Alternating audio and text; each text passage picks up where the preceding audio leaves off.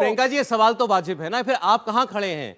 आप किस खेमे में हैं, या कहीं नहीं, आप अकेले ही? अरविंद केजरीवाल जी फिर क्यों ममता बनर्जी, उद्धव ठाकरे सबसे मिलते जा रहे हैं? क्योंकि कॉन्स्टिट्यूशन अंडर अटैक है सौरभ जी। ये लोग सुप्रीम कोर्ट में भी हार गए। इतनी बेशरम सरकार है, निर्लज्ज सरकार है। सरकार को बोल रहे हैं, सरकार को बोल रहे हैं। फिर सुन लीजिए, मैं भी कहूंगा चोर सरकार है। हाँ। इतनी बेशरम सरकार है, महाभ्रष्ट सरकार है। आप जो भी बोलिएगा, सरकार को ही बोलिएगा। आज तक नहीं हुई हिंदुस्तान में।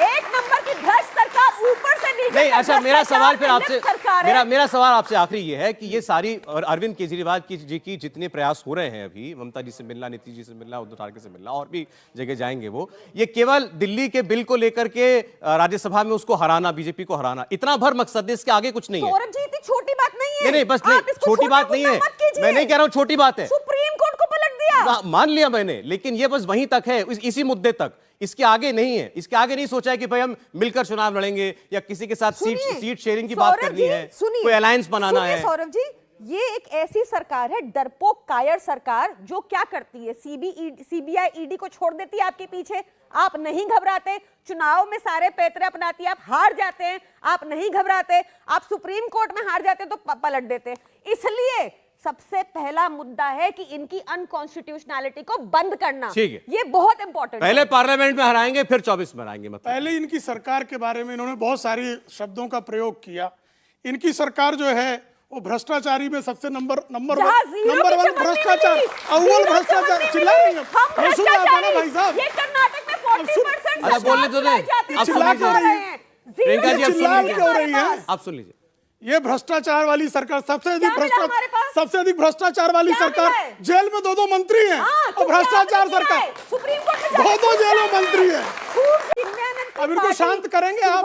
अच्छा प्रियंका जी, देखिए, आपने कोई एक ही शब्द पे जो है मिर्ची लग गई। प्रियंका जी, आपने कोई अच्छा नहीं है, आपने कोई मिश्री घोल के शब्द तो बोले नहीं थे। हाँ, अब इनकी सरकार बेशर्म सरकार है, क्योंकि अरविंद केजरीवाल की सरकार जो है क्या फिर चिल्लाने लगे। अच्छा प्लीज चिल्लाने लगी, प्लीज प्रियंका जी, प्लीज। इनकी सरकार के दौरान ही राशन कार्ड जो आदमी की आवश्यकता है मूलभूत, तो गाली हो गई। ये इनकी सरकार है। इनकी सरकार ये है कि उसने पाठशाला खोलने की जगह मधुशाला खोल दी और 2 जन जेल में चले गए। इनकी सरकार ऐसी है कि इनका जेल मंत्री जेल में महीनों रहता है और रेपिस्ट को जो है थेरेपिस्ट बताता है। ये इनकी सरकार है। ऐसे में घंटों समझा सकता हूं इनके बारे में, जो कसम खाकर बेटे का आया था और जिसको मक्कार कहना चाहिए ऐसी सरकार को, लेकिन मक्कार कहने का जो है धिक्कार वाला कर्म इन्हीं को मैं करने दूंगा। मैं नहीं कहूंगा मक्कार इनको, कि जो अन्ना हजारे को जिसने ठगा, अपने पुत्र के नाम पे जिसने कसम खाई, जो कल शरद पवार को कह रहा था कि भ्रष्टाचारी हैं, आज शरद पवार के चरण चापन में स्वयं को धन्य पा रहा है। जो लालू प्रसाद यादव को भ्रष्टाचारी कहता था, वो तेजस्वी यादव को मसीहा देख रहा है। ऐसी इनकी सरकार है। और इनकी सरकार के बारे में क्या कहें भाई, कि अरविंद केजरीवाल जी की ये दशा है कि सुबह जो कहते हैं शाम में कलपड़। मैं नहीं कहना चाहता, लेकिन जनता उनको गिरगिट कहती है। मैं गिरगिट नहीं कहूंगा, अरविंद केजरीवाल की सरकार को गिरगिट कहते हैं लोग। बात सुनिए, सबको जरूरी है। ये और अब मेरी बात पूरी होने दीजिए, करते हैं, मेरी बात तो पूरी होने दीजिए। वो काफी हो गया मेरे ख्याल से। सरकार ने मेरी बात तो पूरी हो। शिक्षा से मतलब अभी पूरी नहीं हुई आपकी बात। मैंने तो जवाब दिया, उनकी गालियों का जवाब दिया। अभी तो मैं देती हूँ। शांता कुमार जी इनके पूर्व सीएम, चिल्ला रही है, चली आ रही है। किताब लिखी बकायदा। अरे कुमार विश्वास ने क्या लिखा इनके बारे में? राजनीति करने वाली कुमार विश्वास क्या कहते हैं उनके? और ये दबा देते हैं श्रीमान अरविंद केजरीवाल को कुमार विश्वास क्या कहते हैं? पुलवामा में अटैक में इनका कुमार विश्वास क्या कहते हैं? अच्छा ठीक है, चलिए ठीक, अब इससे आगे बढ़ते हैं जरा। ठीक, आपके वो हो गया, वो तो आपने सरकार को जितना बोलना था। सुप्रीम कोर्ट का इन्होंने कहा कि सर्वोच्च न्यायालय को पलट दिया। बिल्कुल, सर्वोच्च न्यायालय कोई पलट सकता है? पलटा आपने? सर्वोच्च न्यायालय को पलट सकता है कोई? सर्वोच्च न्यायालय पलटा है क्या?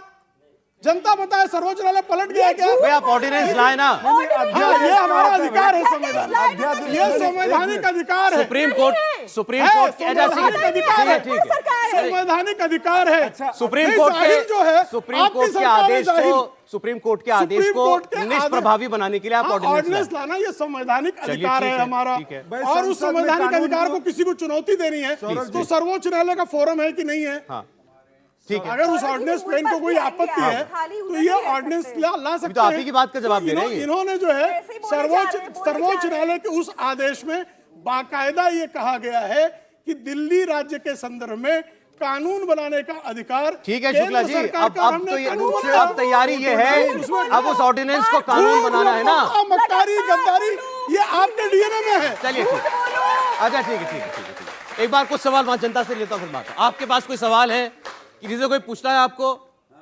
जी, किनसे आपका सवाल? मैं ये प्रियंका जी से पूछूंगा। प्रियंका जी, ऐसा है, हम तो बहुत बुढ़े आदमी है, 80 साल की उम्र है।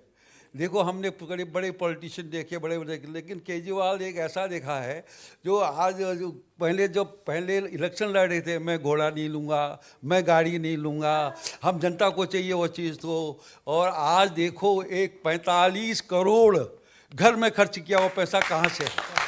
दूसरा सुनिए, जो और लोगों को वहाँ से भगाया है वो गाली दे रहे हैं, हाँ वहाँ पर प्रेस में बोल रहे हैं, उनको प्रेस वालों से बात करने नहीं दी, मैं प्रेस से बात करने नहीं दी, तो उनको भगा दिया वहाँ से। तो ऐसा तो गलत है ना, ये डेमोक्रेसी है। पहले जो शब्द वो कहता है इंसान, पहले खुद को उसको सोचना चाहिए, आज मैं किस पोजीशन पर हूँ।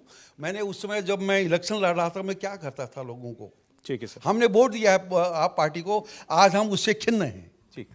अंकल जवाब दूं मैं? हाँ बोलिए। नमस्ते। एक तो आप 80 ईयर्स के बिल्कुल नहीं लगते, आप बहुत फिट लगते हैं। तो अंकल देखिए, हमारे साथ क्या हुआ कि लगातार जो भाजपा है उसने हमारे सारे कामों में अड़ंगा डाया था शुरू से। अब तो क्लियर भी हो गया ये।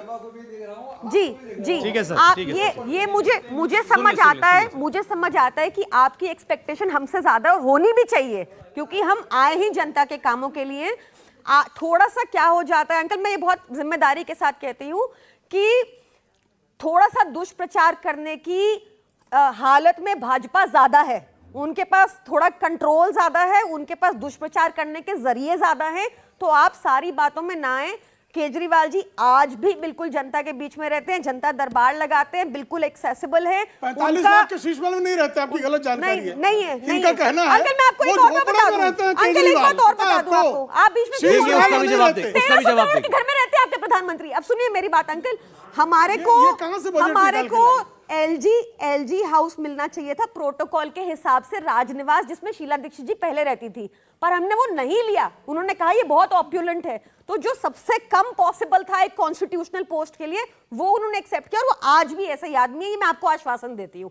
हमारा काम सिर्फ ये है हमने हेल्थ में आपको रेवोल्यूशनराइज करके दिखाया। अंकल आपके घर में जो काम करने वाले आते होंगे उनसे पूछिएगा, 200-500 ऐसे वाले टेस्ट, ऐसी वाली मेडिसिन सब मोहल्ला क्लिनिक में मुफ्त में मिलती हैं। करीब 300 इलाज मुफ्त में मिलते हैं।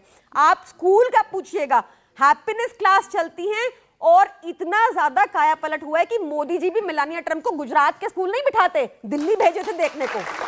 इंडिया टीवी हर वक्त हर जगह डाउनलोड करने के लिए सर्च करें India TV news Google play store या ऐप स्टोर पर।